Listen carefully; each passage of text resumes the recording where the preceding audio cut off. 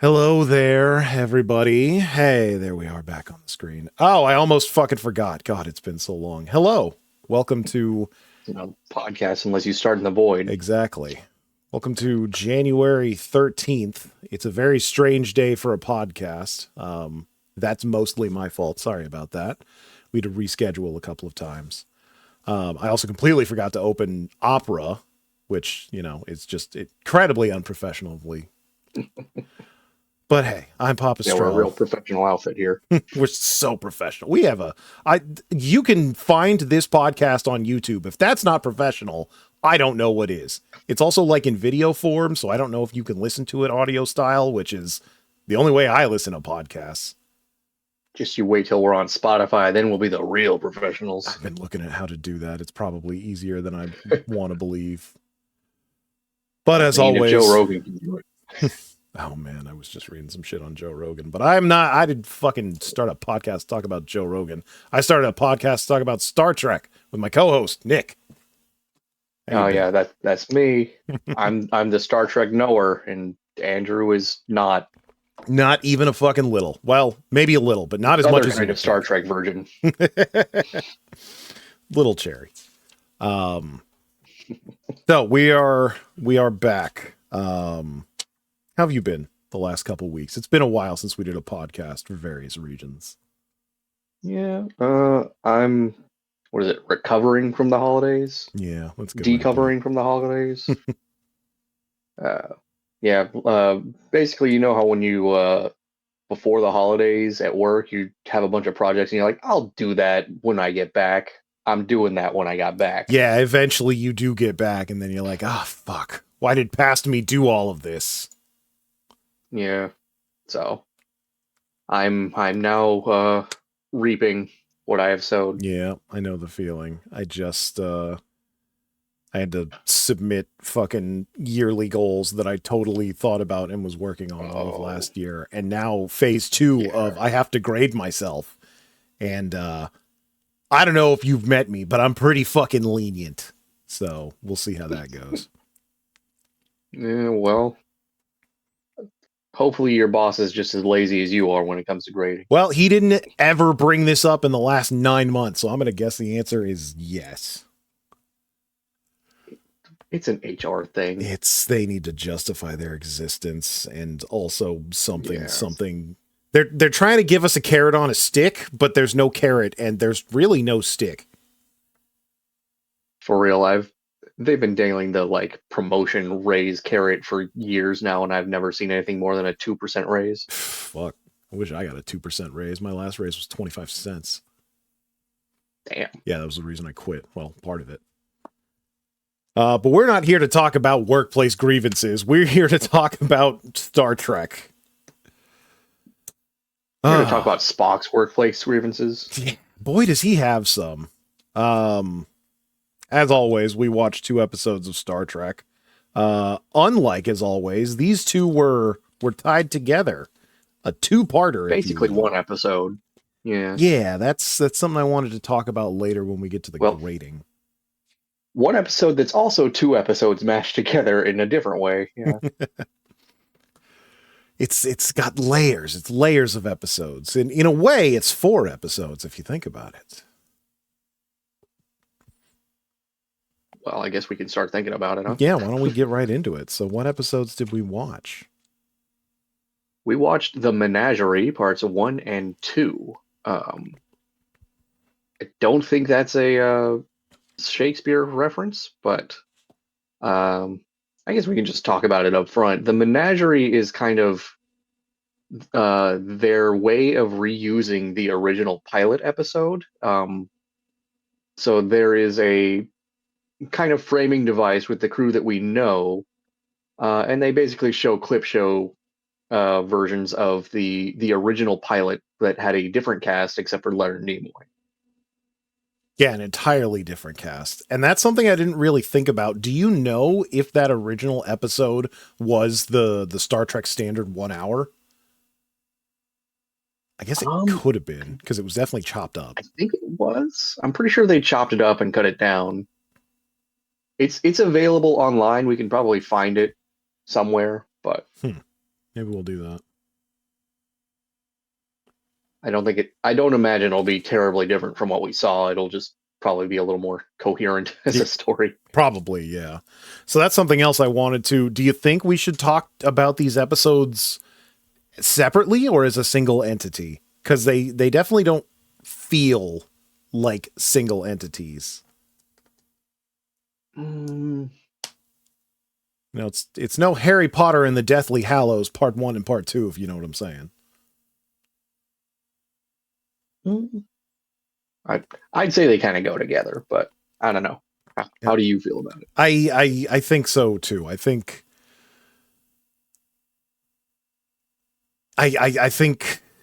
you can the first episode you could almost say is its own episode, but that second one I don't think you could say stands alone at all. No, absolutely not. Um so I guess why don't we just jump into it and you can give us a summary of the episode or episodes, however you so Yes. choose.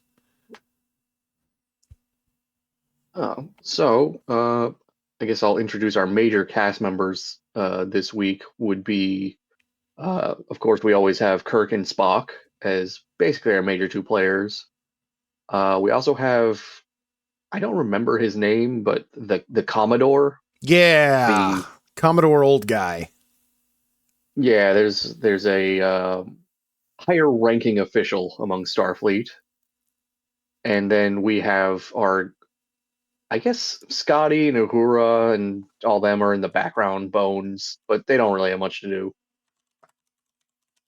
But our other cast, our secondary cast, would be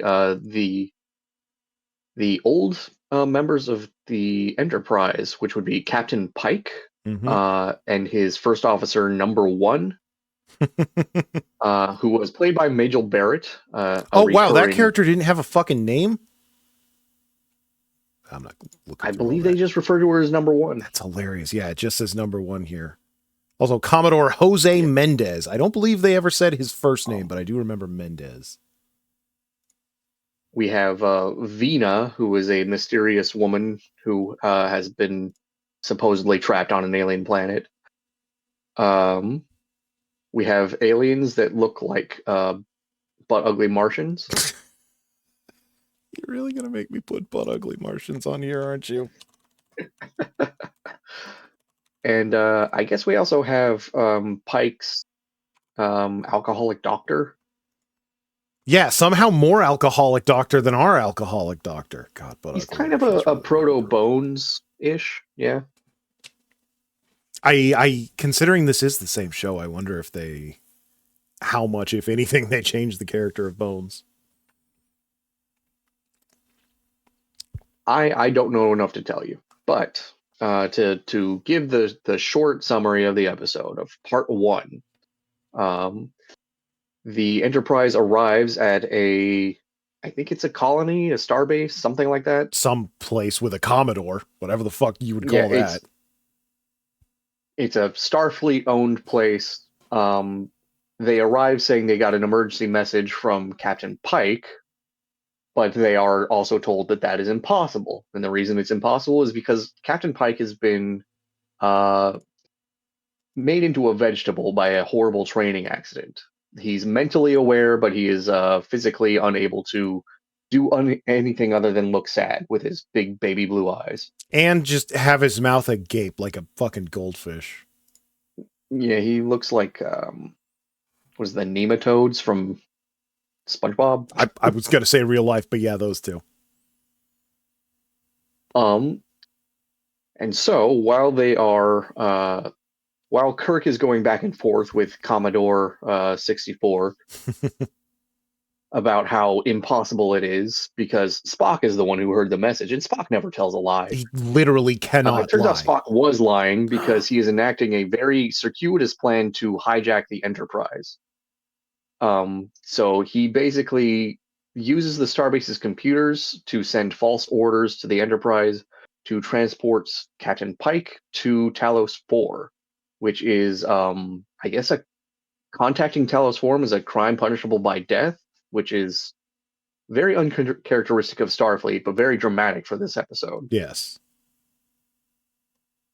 So they kind of do a cat and mouse chase because they abandoned Kirk on the starbase, but he follows suit in his starcraft, accompanied by the Commodore. And then eventually Spock has to give up the game, and he is essentially gives himself up to court martial. So we get also a little bit of a courtroom drama in here, where we have Kirk, the Commodore, and Captain Pike in his little beep boop chair because he can only do one beep for yes, two beep for no. A chair that I had 100% thought was a Futurama gag. Turns out it's a fucking Star Trek gag. No, every Futurama gag is secretly a Star Trek I'm gag. learning that. I'm very quickly learning this. But yes, so through this mock trial, Spock basically makes an excuse to show us a clip show on their um, what is it? Their view screen. Yeah, their view screen, just Um, like a fucking, just like an overhead and projector. he is showing the history of what happened 11 years ago with the Enterprise crew of Captain Pike on Talos 4. Um, and to summarize that, which was the pilot episode, they show up on Talos 4, or actually, I believe the start of the episode, they're all like injured from some previous space mission on like a medieval castle planet or Yeah. something. Yeah. Oh, And Pike's very tired of his job. He wants to retire, yeah. He's like, how come I but have they to get be a dragged. captain and do things and make fucking choices? They get dragged into one last mission to save some survivors on Talos 4. And when they find the survivors, it's a bunch of old men, but there's a very hot lady. And one thing to mention Um, is at this point in time, Talos 4 is not under any sort of no contact rule, right? yes, Okay. I believe the no contact rule is because of uh, Of what the fucking these people, alien, yeah. the godlike aliens that we don't want to mess with. Yeah. Okay. That's what I thought. So it turns out that the whole thing is a honeypot. They wanted to trap Pike as an ideal human specimen for their breeding zoo. Um, they do a lot of like special effects stuff by showing him illusions and whatever. Um, and it kind of goes back and forth with the framing device of the court material, but it's not really that important to the plot of the episode. It's mostly just them making excuses to go back to the clip show. Yeah, it's funny how they do bring that up in universe. Like, hey, we don't make videos this fucking detailed. How do you have this? And Spock's like, play the clip, Johnny. So yeah, essentially, they're they're trying to manipulate Pike into falling in love with Avina, who at first he thinks is an illusion, but turns out is a real human woman who desperately wants to bone down. Desperately. And Pike figures out that he can kind of block their because the Telosians have psychic powers and they're able to force people to see illusions that are convincingly real. He figures out that he can use his pure, unfettered hatred to block their intrusion into his mind temporarily, and he basically uses that to escape. And at the end of it, they decide that humans are too belligerent to keep captive, and they decide to let Pike go. Vina must stay because it turns out she's actually a nasty hunchback Just who is far too injured to live in a normal life. far too horribly disfigured to live away from Tony J. Um, and so now knowing the truth of Talos 4,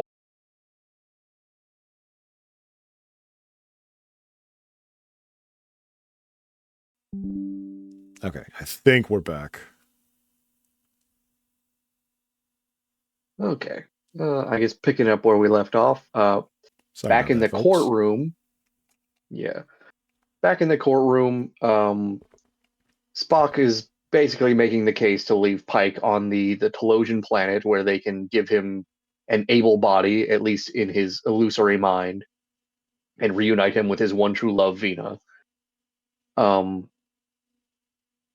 and it turns out the Commodore was fake all along. He was never along for the ride. Yeah, that was a weird plot point. Yeah, I'm not sure why that needed to be included, but the Starbase calls them and is like, "Hey, Kirk, do whatever you want. We're making an exception here." You're so fucking And cool. yeah, and so they decide to leave Pike, and Spock gets away with stealing a Federation ship. Like The end. literal mutiny. Like 100% you should be fired. But yeah, other than that, everybody gets a happy ending. So I wanted to go back to the beginning of the first episode because this was essentially just a 2-hour long movie. Which itself Kind is of, a yeah. framing device for a 1 hour long episode of a TV show. But yeah, so they land on that, and I wish we had gone back to look at the effects because I really wanted to see Oh that yeah. first planet with like all I remember is walls and the most tetanus-inducing statue you've ever seen in your entire fucking life.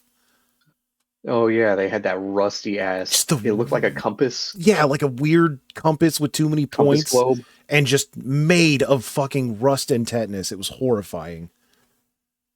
It was also in the captain's quarters Yeah, there was two, so for maybe that's like the the mark of the Commodores. planet or something. I have no idea. I think they just reused the prop. It could be. God, I can't imagine touching that thing. But yeah, that was where like Kirk is like, "Hey, fucking Spock says your guy sent us a message," and they're like, "No, he didn't." And Kirk's like, "Well, Spock would never lie, so clearly you guys fucked up and need to investigate that." And the Commodore's like, "Yeah, okay, I guess we'll go along with your bullshit because apparently your guy's so good." I mean, even Bones, who is notably racist towards Vulcans, was like, Vulcans never tell lies. Vulcans never tell lies, Jim. Yeah, fucking They're Bones is the guy physically I want incapable of for lying. fucking medical facts. Fucking Bones. So yeah, while they're doing that, Spock is going about being a very sussy Spock. Mm-hmm. And we get our second Vulcan nerve pinch, I do believe, of the series. As I he's think like so, yeah. assaulting guards in the I think he commissary. does it about. I think he does it twice in this episode. Yeah, The first guy and then the second guy, but they have a more. I hesitate to call it a fight scene because they're just kind of. I He's mean, just kind of punches are tossing him while thrown, he's just throwing not by things. Spock. Yeah.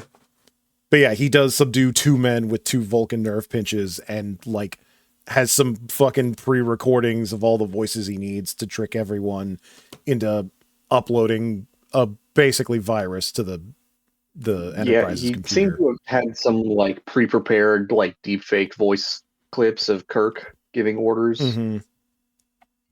Oh yeah, and because this is a Star Trek episode, we do need to have that one scene where Kirk goes up to the commissar and he's like, "Oh yeah, my fucking my secretary remembers you, Kirk." And Kirk's like, "Why does she remember me? Whoa. I didn't. Which Christmas party? You can't prove anything." Kirk just kind of travels through space to go to every Christmas party because it's always Christmas somewhere in It's space. always Christmas somewhere. If there's anything I know about time and the Christ, is that it's eternal. But yeah, then we learn that Captain Pike is fucking immobilized due to super radiation cancer and stuck in his little beep beep chair. Mm-hmm. Fucking Kirk is like, "Look, if Spock did this, then I'll fucking kill him myself." Because he's still just in utter disbelief that Spock would ever so much as think about lying to him. I believe an exact line he said is that like a Vulcan's loyalty to his captain is absolute. Absolute. Yeah, that was either him or Bones. But do you think Spock would go to the same lengths for Kirk? I think maybe. At this point in I can tell time, you, my current knowledge of Spock, I would say maybe like a 75% chance. once we get to the movies, I would say yes, but at this current present point in their relationship, I don't. I'm not sure. Yeah, they definitely Maybe. have a rapport. They're cool being racist to each other a little bit, but I don't know if it's put my life and my career on the line for you quite yet. But he definitely had those sentiments towards Pike, even though we never see why. Yeah, and it was like But Pike said he didn't they had want 11 years this. of history together. So Yeah. yeah, He Pike was very repeatedly beeping twice. Yeah, like Spock was like very secretly like, "Hey Pike, I got a plan. I can't tell you nothing about it, but I'm going to get you out of here." And Pike is like, "No, no, don't do it." So, Spock just following his own Vulcan code, I guess, is those inscrutable Vulcans. You never really know what they're up to. He was being perfectly logical in his emotional way. But yeah, eventually they fly away, and fucking Kirk and the commissar eventually catch up to him. They start their little tribunal. I thought it was really funny when it just started showing amazing footage, and then they had to stop for a second and be like, "Hey, Starfleet doesn't save these kind of documentaries. How do you have these?" And Spock is just like, Well, like, I think you noted it at the very start. Like, how are they seeing the outside of the ship? "Yeah, it was like a crane shot outside the ship that he's showing to Kirk and everyone." And I'm like, "How the fuck did they get this?" And then very quickly, the people in the show address that same question.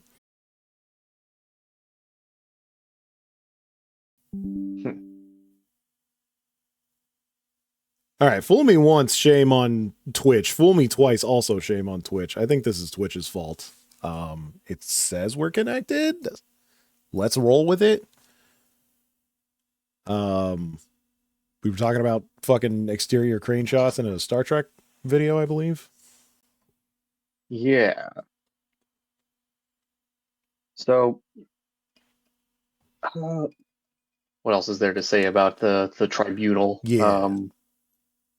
I guess when they first bring it up, they're like, "Hey, you need 3 ranking officers to hold a court martial," and they're like, "Oh well, Pike's here. He's an yeah, impartial observer." he's number 3. He's technically of the rank of captain.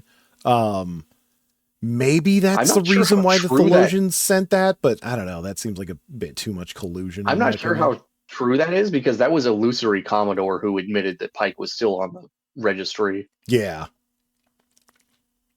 That is also, yeah, that could have been a complete fucking lie. Because apparently they're able to manipulate minds from that distance. Yeah, that's like, I guess the real question is, did we ever see the real Commodore?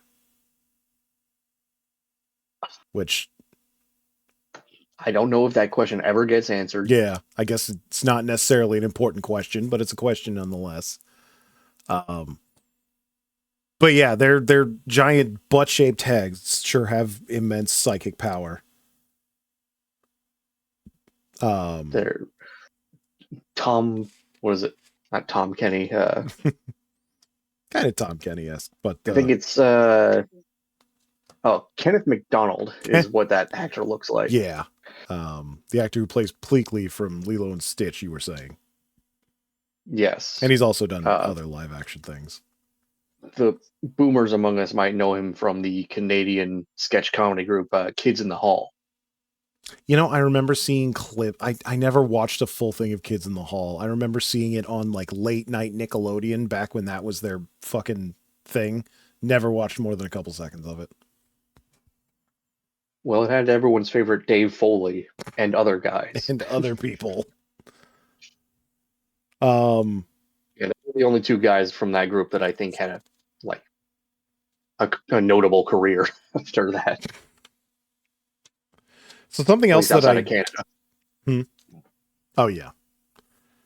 So something else I noted that I thought was interesting is that the planet is called Talos 4, and astute gamers will recognize that the planet that Samus lands on in Metroid Prime is Talon 4. Are they related? Probably not. Does it matter? Definitely not. But it was a fun little thing that I noticed.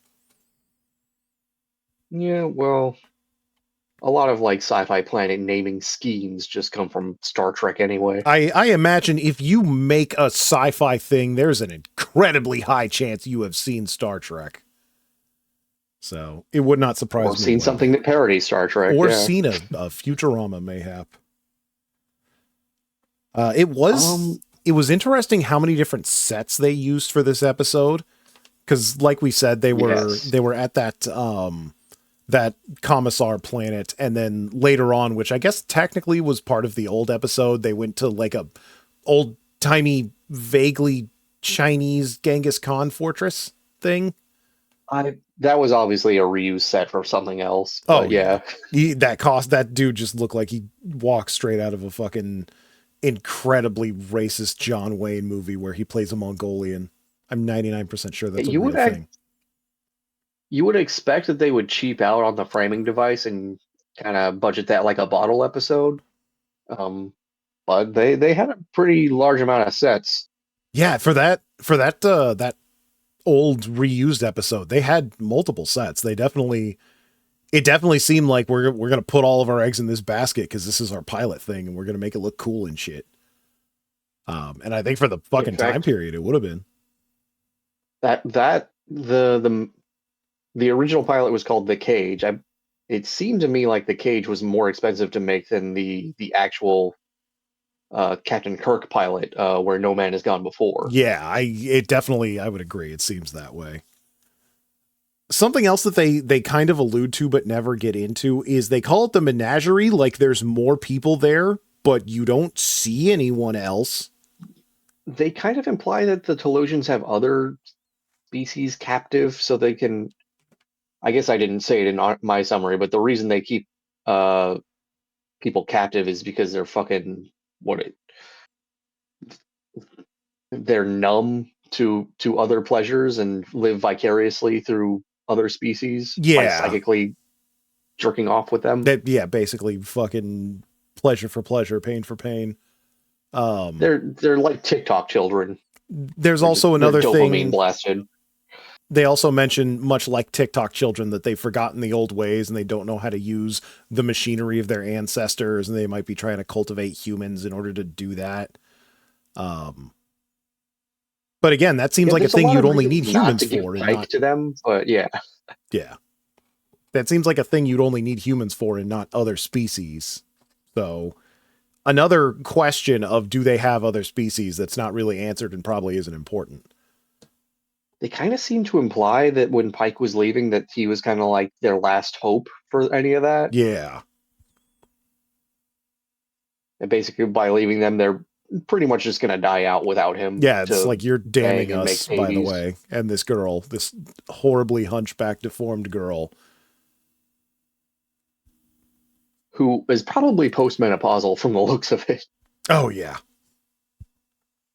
Like, I believe they said Vina was number one said she was an adult when the crash that she landed on happened, yeah. So they and it'd tried been to lie 18 and say years she since was a then. child, and then yeah. So it would have to be she would have So to be like in her fucking mid 30s at the minimum. bare minimum, she's like 36, Yeah, and she did well. Obviously, she looked rough, but the living in a old person makeup they put on her was like a really rough 36. yeah, living in a cage in a mind prison will do that to you, I guess. Which would ironically make her age appropriate for how Pike looked. Oh yeah, something else that seemed to be just fucking Starfleet standard procedure is, hey, there's these weird plants on this planet. What should I do? Touch them with your bare hands, obviously. Oh Um, yeah, there's a weird vibrating blue plant, and it's like, why would you touch that? again, never explained, not really important, but fucking multiple people just touch it with their bare hands, and I'm like, what the fuck is wrong with you people? We had like 2 or 3 episodes already that this was the catalyst for disease. I mean, why go to space if you're not going to touch weird things? You're a science vessel. Your job is science. You should know not to touch shit. Get Sulu on. Sulu would know better. Sulu probably knows better. Yeah, I guess the other thing we didn't mention is the so Pike early in his episode, mentions his like fantasies of retirement. One of which is retiring to be a horse rancher. You know, makes sense. Yeah. Another is being a Orion slave trader, Yeah, the which is green women, what the green slave women, obviously.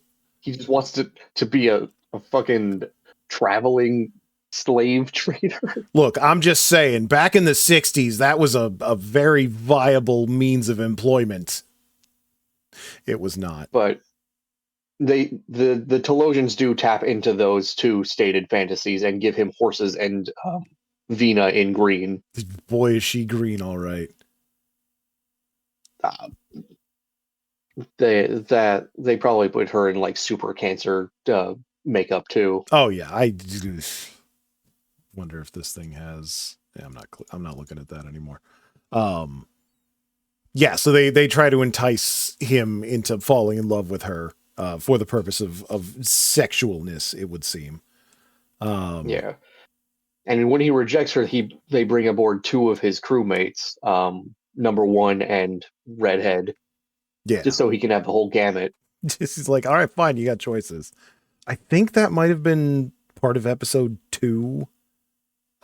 Yes, I believe I'll so. say, just to cap off the episode 1, because it's the last thing in my notes, is like at the very end, Spock reveals, hey, these videos are all transmissions from Talos 4, and by the way, that's illegal. And they get a transmission from Starfleet, which, thinking back now, was probably fake, saying, hey, we heard you got transmissions from Talos 4, that's illegal, Kirk, you're fired. Yeah, I think they relieve him of duty. Mm-hmm. And then he continues to sit on the tribunal, but whatever, Oh none of yeah, this fucking this whole matters. time, Spock's computer virus has hijacked the ship, and they cannot turn it around. Yeah, so it is flying towards Talos 4, and no one but Spock can turn it around, and Spock don't want to do that. And I guess the as they reveal with the illusory Commodore, the whole reason Spock has even done this trial thing is just to distract Kirk so he doesn't try to take his ship back. Yeah. And I guess this is another thing that maybe they hint at and never explain and never will, is whether or not any of this was like Spock's own true doing, or whether this was more Thelosian mind bullshit, because they have the ability to affect people from very far away. I supposedly they don't have like straight up mind control powers, but I really think my biggest criticism of the episode is having the Commodore be fake was not needed and just kind of confuses the whole thing. mm-hmm. Yeah, like it helps the fact that they don't need to Like take him back home, but yeah, narratively it just kind of muddies the waters. like what would really have changed if they had just convinced him to let Pike go Yeah. through the power of television. Mm-hmm. But yeah, I guess that puts a nice little cap on episode 1. Episode 2, we get a lot more of Thelosians and all of their buttheadery. I really need you to see the back of these people's heads, those of you who are actually watching. None of these are good angles.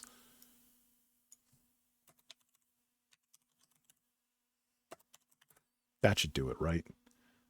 One of these is gonna have, show me the fucking butthole. Come on. Can you hear me? Oh my God. I can hear you now. You there? Yeah. Okay. Oh my God. There's not a single one of these that shows the back of these people's heads. It doesn't look like this, I promise. It looks more like a butt. It's so butt-like. Yeah, it was incredibly butt-like. There it is. See, they even circled it. Butts. Butts. Anyway, that was literally all this fucking way too long a rant was about. So yeah, Thelosians show up. They explain they have mind powers. They have the ability to make you feel pain. They have really shitty Or fake pleasure. ears.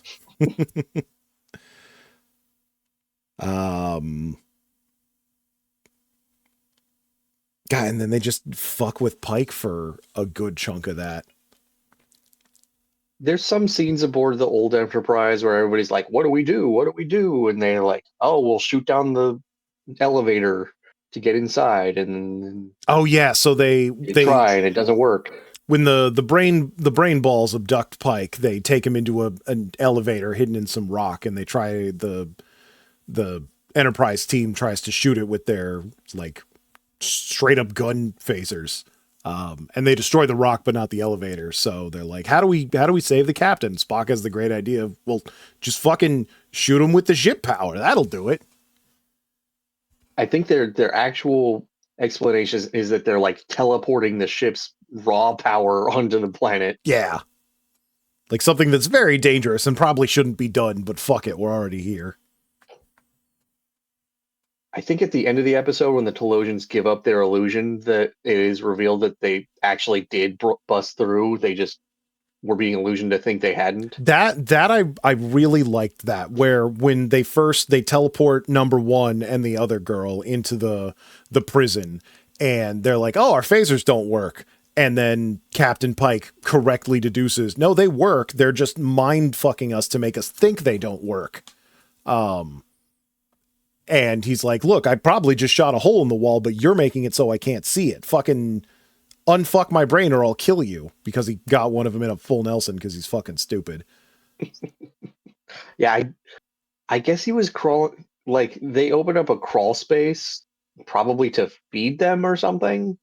And that's how Pike caught them, but that seems incredibly unsophisticated for an advanced race. Like, even humans know you have like a 2-door system where you put the food in a sealed chamber and then you close one door and open the other. But apparently the fucking smartest motherfuckers in the galaxy can't figure that out. Although, I think when they got to the surface, the Telosians were like, actually, this was all part of our plan to get you to the surface so you would repopulate it. Yeah, that seemed like fucking bullshit. Like, that seemed like cope. Yeah, that was super cope. I will say also the Thelosian, where Pike grabbed him out of the vent and then he turned himself into like a weird monster. It's like, oh no, Pike, It's a monster. Nah, it's just him. He's just mind fucking me again. And then it turns out he was right.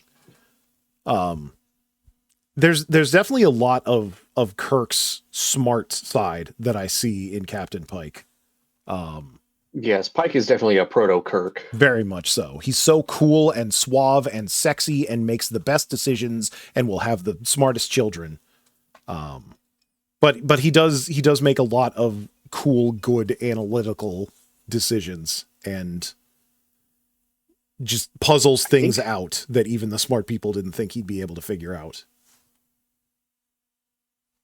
It seems to me that Kirk enjoys being a captain more, but also we've just seen more of him. Maybe Pike would turn it around after this. I don't know. I'm also very curious. They don't get into it. Is Pike supposed to be around the age that Kirk is or was?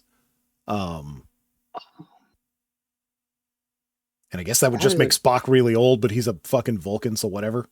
He's a Vulcan, so he doesn't exactly age at the same rate. I believe Pike would have been around the same age 11 years ago as Kirk is currently, I guess. That's another, I guess another question I have that doesn't really matter, throw it on the pile, is like, did Pike have the same sort of character building and backstory that Kirk had and they just swapped it one for one, or did they write a brand new character? Because I imagine I don't know how much character Bible stuff they did like that back in the 60s. Like, I think characters tended to be a little bit more fluid than that. Yeah, that's what I kind of... Hence the James R. Kirk kind of thing. Yeah. Just change his fucking name at will. Yeah, I wonder that, especially for like such a brand new thing. Was this Gene Roddenberry's first television show? Have we talked about that at all? No, he had some stuff before this. Because he made like a police show. Did that also have Kirk in it? Because I know he was in a police show. Wasn't it TJ Hooker? I think that was it. Head writer of West Point Story. Okay, that's not it.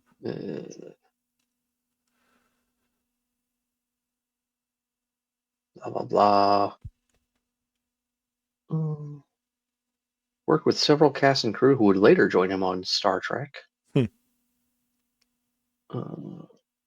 The Lieutenant, I think. Yeah, that's... Interesting. Okay, so that's... what Roddenberry worked on. Okay, so it was not his first rodeo, but it was his first space rodeo. Yeah. Okay. Yeah, that's another, and I don't know if they get into Spock's time between Pike and Kirk. I'm not sure how much it matters, but that'd be an interesting thing. There's some character development that can be done. So there is a currently running television show about an alternate universe Captain Pike, and I believe it does have Spock in it, Oh yeah, I think you were telling me a about younger that. Spock, and another number one is played by Rebecca Romijn. Oh really? Huh. Is that animated or I live did a little. action? It is live action, I believe. Oh, interesting. Put it on the pile for something we watch in 17 years. Yeah, it's new Trek, so I don't know. Yeah. I will tell you at some point I'm gonna watch Picard. Ugh. I hear it got better, but and I'm just so intrigued. Well, we'll get there when we get We'll there. get one of these days. One day maybe I'll strap you in and watch one episode or two. This is Um, a rant for much later, but eh, my problem with the new Trek is that it has the ethos of the TNG movies and not the TNG show. that's understandable. Much more action oriented. I wouldn't be surprised if there's a lot of people on that writing and production staff that have only seen the films. Um, is there anything else to remark about That's what I episode was two? I was looking at my notes for Menagerie Part 2. Just the Pike's super cool. They do the whole bit with the green slave women. Um the the fucking Thelosians are like, "Wait, you hate being in captivity? That's so weird." Um Humans are just too belligerent. they're just too fucking angry and belligerent. Um yeah, I guess eventually they get Pike back and fucking he leaves and Starfleet may or may not have said that everything's okay.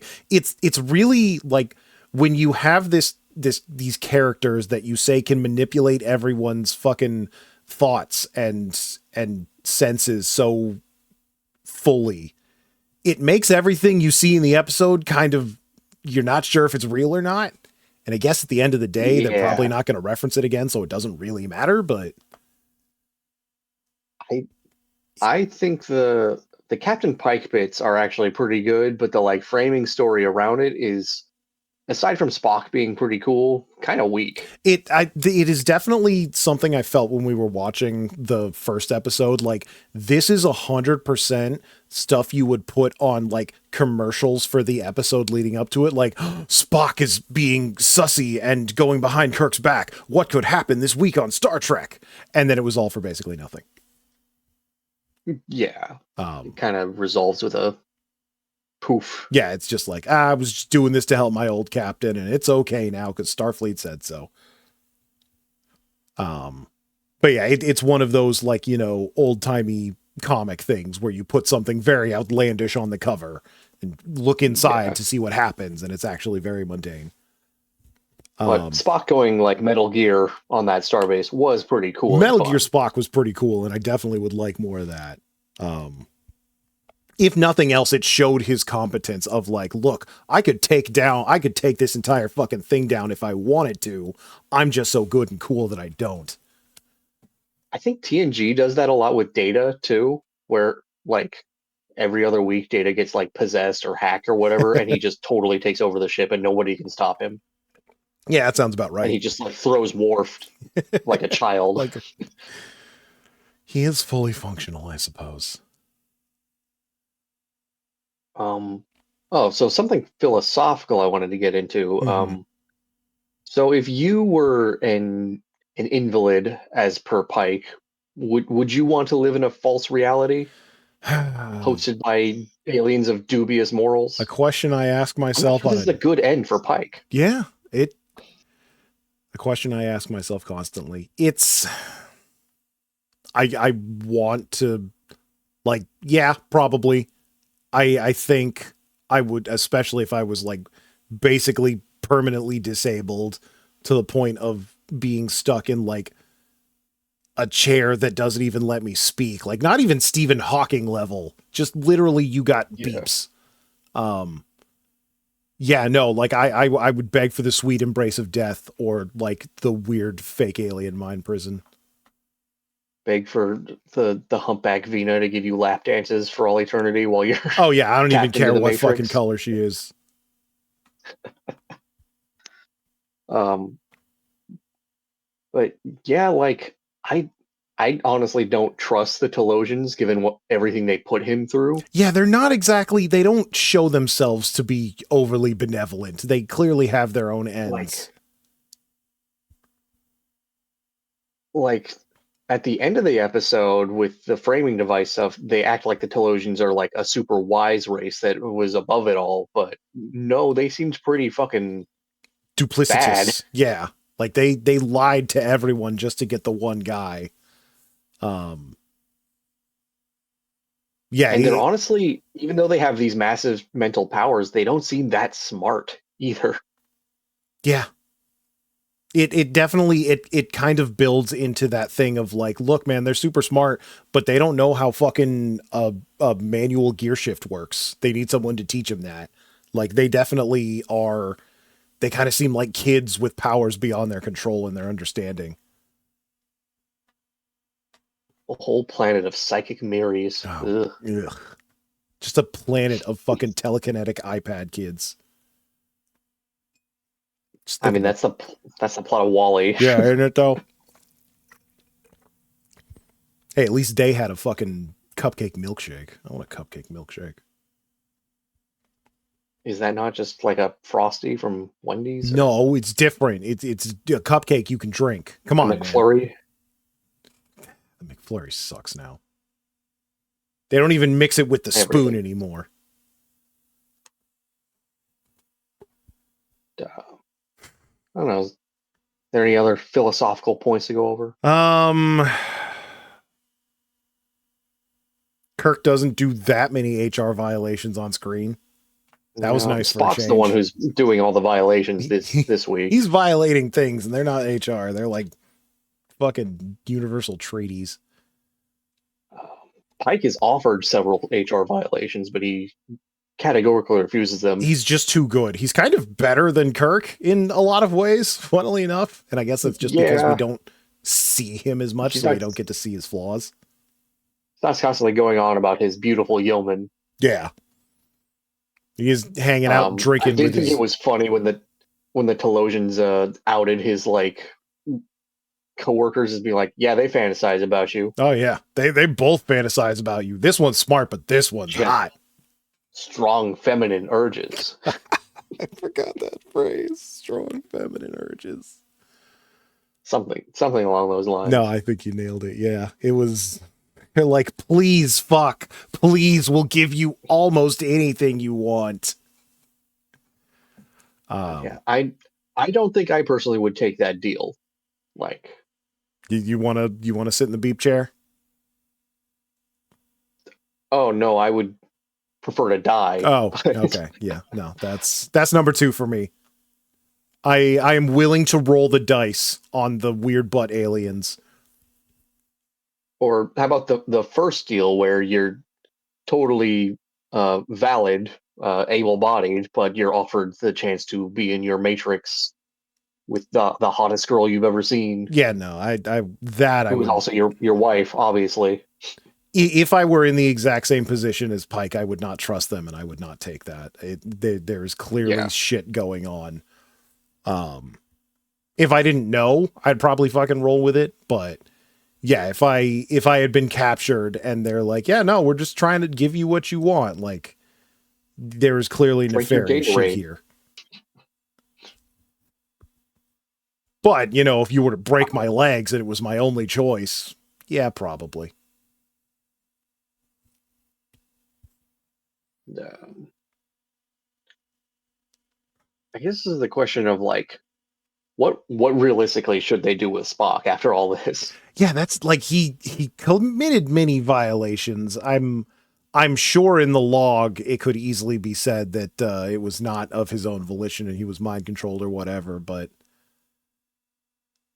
This kind of goes back to like, was the Commodore ever real? Like, if he was ever real and nobody really Yeah. saw this, then it could probably be pretty easily covered up.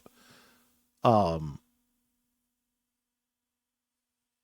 but yeah, I guess at I the don't end of know. the day, it's like Kirk heard Starfleet say it's cool, so like, what am I gonna do? Punish him for something that Starfleet says is fine?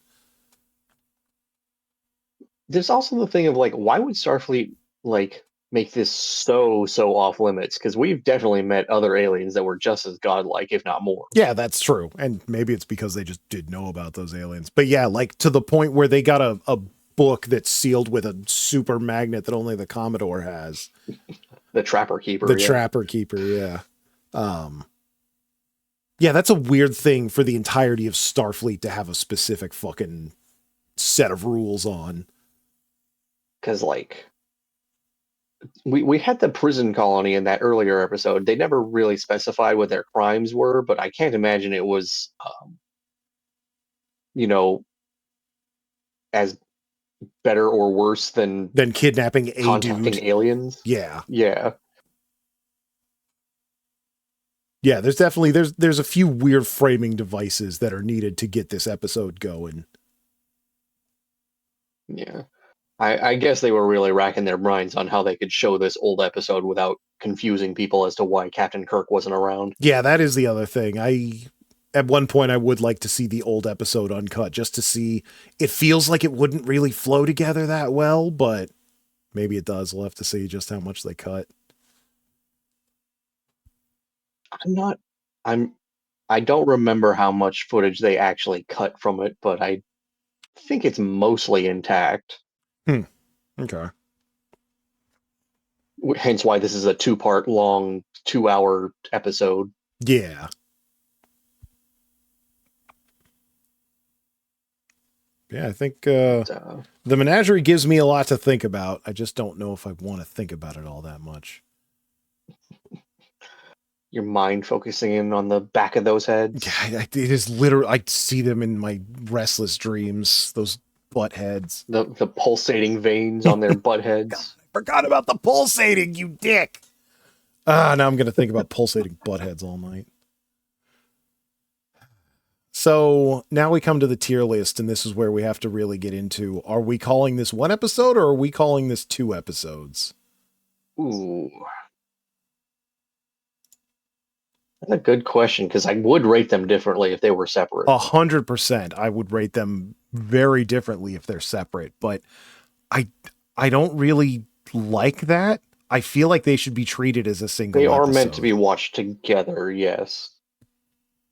Because they don't really work without each other. Yeah. So, So, yeah, let's just do them together as one thing. the Menagerie. The United Front. 1 and 2. And where do we put the Menagerie? I think the framing device stuff was kind of weak for me, other than Spock being Spock. But Yeah, the Spock was cool. I would put it maybe under Corbomite Maneuver. I think it's better than Man I still Trap. think it was pretty good overall. It was, yeah. It sucks that we didn't get a lot of like Kirk character development, considering he's the main character for the series, but we did get Spock, and we did get a lot of other cool characters.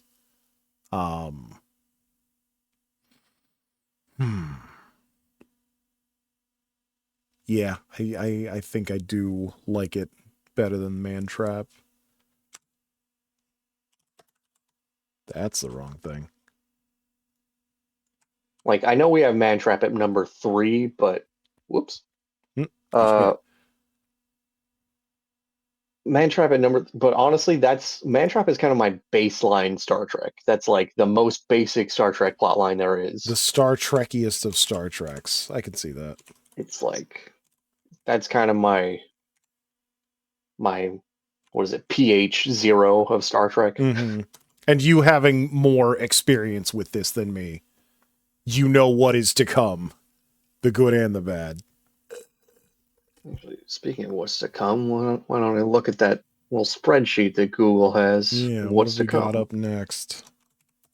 We've got The Conscience of the King, which I believe is a Shakespeare quote, and The Balance of Terror. Oh, that's a fan favorite, and also perhaps one of my favorites. So that name I know because it is referenced by name in the episode of Futurama where they Hmm.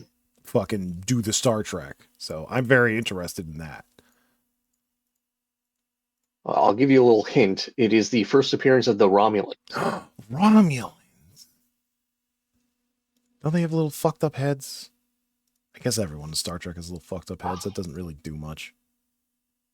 Well, back in these days, they didn't really have the makeup budget for that, so they just kind of look like Vulcans. Okay, that's understandable. But in future treks, they will become progressively more goblin-like. That'll be exciting. All right. But I also recall Conscience of the King, and that is also a good episode. But Oh, good. Balance of Terror is where it's at, maybe. Yeah. Okay, good and gooder. Get out of here, butt ugly Martians. All right. Well, we didn't watch a third thing. I think maybe next week we should try and watch Wake Up Dead Man. I keep hearing things about that. Yeah, I do need to see what Daniel Craig is up to. Yeah. So maybe that'll be our third thing for next time. We did finish Strange Antiquity. That was a good time. Yes, that's a good detective game, Yeah, or I guess yeah, there's a little bit of detective work in there. that definitely was. And like the Menagerie, there was a lot of disobeying your superior because something cool happened. Yeah, you throw a box in a pit, maybe. Yeah. Or tentacles attack you in your box. Who can say? Well, let's not talk about tentacles attacking boxes. It's late enough, right? Nobody's really watching. Uh, Twitch at night, maybe. Yeah. Ah. But yeah, I think that'll do it for us this week. So probably a another podcast this Sunday, next Sunday. Do you believe that the week starts on Sunday or Monday? This question will determine whether or not you stay on the podcast. I don't know. Is $8 $10 or $5? In my opinion, $8 is $10, but $7.99 is $5. I will say, as a man of labor, the week starts on Monday. Okay, yeah, no, you can stay. We're good. So yeah, we will be back likely on Sunday, and hope to see you all then. All right. Bye bye. Have a good night.